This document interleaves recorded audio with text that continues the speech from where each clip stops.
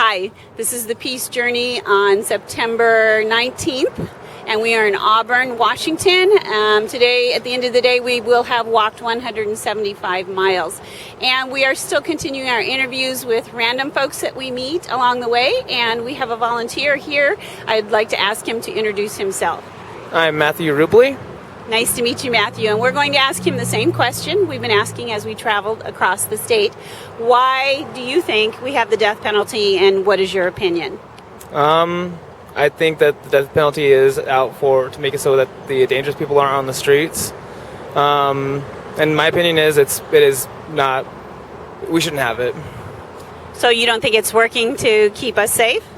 Not really. I mean, I think our judicial system does a good enough job. I mean, like the Green River Killer, we didn't do the death penalty on him, but he's not on the streets anymore. Yes.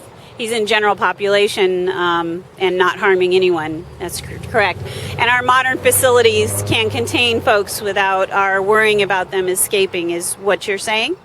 Yeah, I mean, he seems like he's, pretty well contained, and people like that. I mean, that's the only reason that I think the death penalty would be around is, to keep people like that off the streets, at least in the olden days. Now we actually have quite a few systems to make it so they're in check, and we have video systems.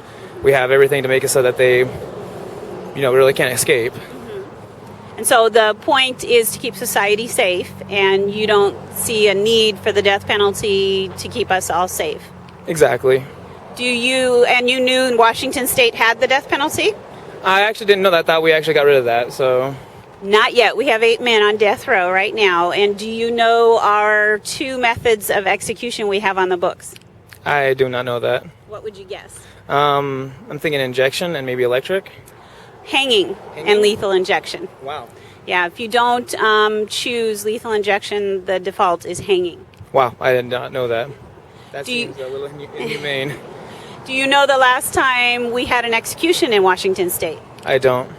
It was September 2010. Oh, wow. So not very long ago. No, not at all. Yeah. And our last hangings were in the early 90s.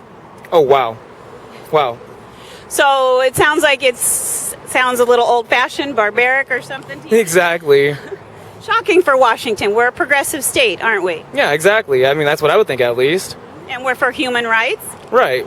I mean, it seems like we are actually...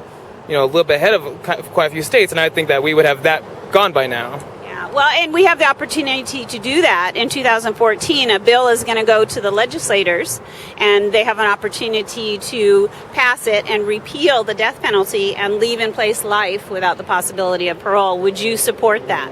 I would, yeah. So if folks, whether or not they support or not, they let their legislators know, because this is going to them and not to a vote, and we let them know which way we want them to deal with this. So I would say I encourage you, whichever your opinion decides to be, which I already hear it's against, to let your legislators know, because it is a topic that a lot of people don't know exists in Washington State, and that's what we found along the way. But happily, we found a lot of your opinion that we would like a more peaceful society. What do you think of the example of the state creating violence to end violence? I mean, it's really no need for eye for an eye kind of thing. I mean, we don't need to have violence to abolish violence.